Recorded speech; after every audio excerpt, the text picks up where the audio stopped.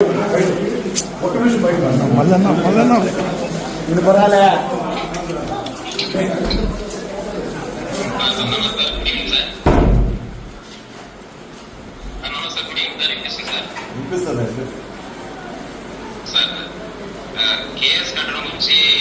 నాకు ఆ ఎక్స్ప్లెనేషన్ నాకు వద్దాయా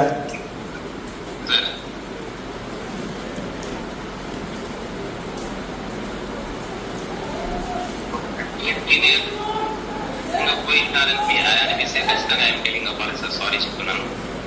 నా వైపు నుంచి ఏదైనా ఉన్నా డిపార్ట్మెంట్ యాక్షన్ తీసుకున్నాను. నేను దానికి సంసిద్ధంగా ఉన్నాను సార్. నా వైపు నుంచి పొరపాటు చేయలేదు. ఒకవేళ చేసినానని తమకు అనిపిస్తే కూడా I'm telling apology sir. I'm very sorry to MLA sir.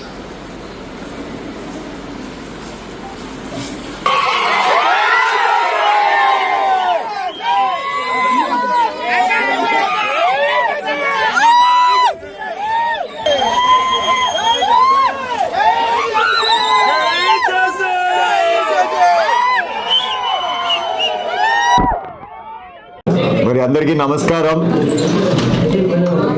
పక్షంలో ఉన్నా కూడా రోడ్ ఎక్కాల్సి వచ్చిందంటే ఎంత బాధాకరంగా ఉందంటే, దాదాపు నెల నుంచి అక్రమ ఇసుక గురించి చెప్తానే ఉన్నాం, అరికట్టండి అరికట్టండి అని చెప్పి. సరే, పోలీసులు ముందుకు రాలా. మా పిల్లోళ్ళు దాదాపు 10 మంది వాళ్ళకై వాళ్ళు 5 గంటల వరకు మేల్కొని ఇసుక లారీలను పట్టింటే, ఆ ఇసుక లారీలు అప్పటికైనా పోలీసులకు ఫోన్ చేసి రండి అయ్యా కొంచెం కేసులు కడుతురామంటే,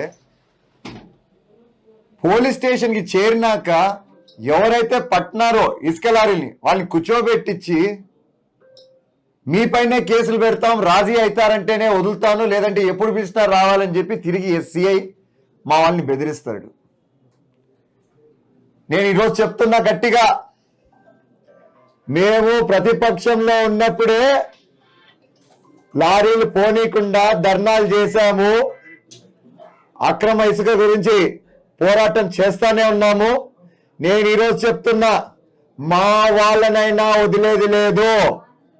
అక్రమంగా ఎవరైనా ఇసుక దోచుకోవాలని చూశారంటే మాత్రం ఖచ్చితంగా మీరు కానీ పోలీసులు కానీ ఎటువంటి చర్యలు తీసుకోలేదంటే మేమే ఇంకా రోడ్డుకు వస్తాం. మరి ఇవన్నీ జరిగితే ఈ సిఐకి ఏం బాధ నాకు అర్థం కావట్లా. దాదాపు ఒక 6-7 నెలల నుంచి కంటిన్యూస్గా కంప్లైంట్స్ వస్తున్నాయి. మేము స్టేషన్కి పోతే దుడుసుగా మాట్లాడతాడు, మేము స్టేషన్కి పోతే నానా బూతులు వాడి మమ్మల్ని పిలుస్తూ ఉంటాడు. మరి ఈ రోజు నేను ఎప్పుడైతే ఫోన్ చేసి అన్నా కేసు కట్టండి అన్నా, అది అప్పుడైనా భయం ఉంటుంది వాళ్ళకి అని చెప్తే, నాపైకి కూడా నువ్వు ఎవరు నాకు చెప్పేది అన్నట్టుగా తిరుగుబాటు చేసినాడు.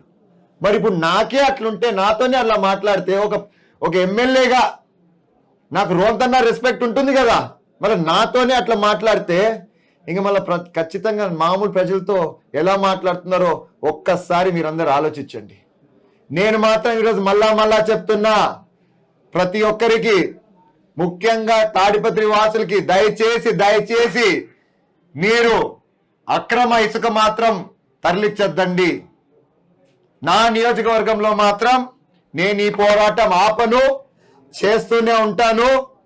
మరి సిఐ పైన ఎటువంటి చర్యలు తీసుకుంటారో అధికారులని నేను వేచి చూస్తాను.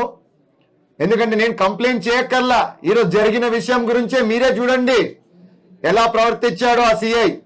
సో దయచేసి నేను మీ అందరినీ కోరేది ఒక్కటే, అతని పైన చర్యలు తీసుకోండి.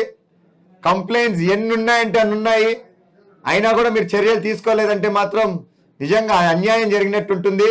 ఇసుక మాఫియా మాత్రం మానాల్సిండేదే. నేనైతే ఒప్పుకోను, నేను ఒప్పుకోను, మా ప్రజలు కూడా ఒప్పుకోరు. Right, thank you.